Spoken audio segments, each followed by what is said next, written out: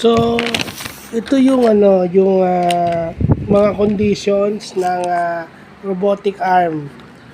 Kung ano yung kanyang minimum reach, maximum reach, at yung kanyang out of reach. Yung out of reach, siyempre kapag hindi ka na pumasok sa value ng arc cosine.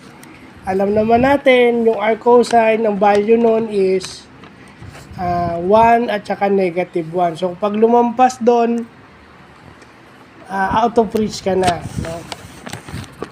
So, makikita nyo yung within reach, tama lang. Yung L1 at saka L2. Yung distance, yung R is,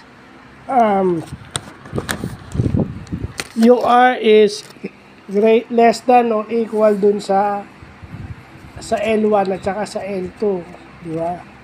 O dun sa link, sa arm na given, no? Less than or equal. Ngayon naman, pag max reach, yung x squared at saka y squared mas malaki. Yun ang max reach niya. Yung pinaka distansyang kaya niyang ma-reach o kaya niyang maabot yung bagay na hahawakan niya, di ba? Yung minimum, greater than or equal. No? So, greater than or equal. Kasi may equal yan. Pag equal yon, minimum reach lang.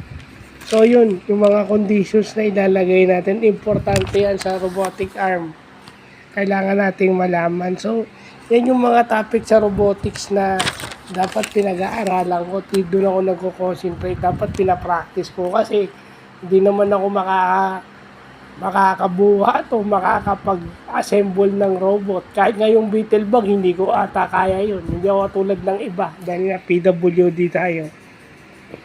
Hindi, may mga PWD kaya, pero paano yung mga PWD hindi kaya, di ba?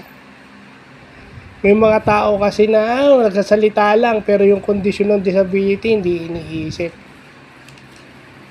So, yun lang pa.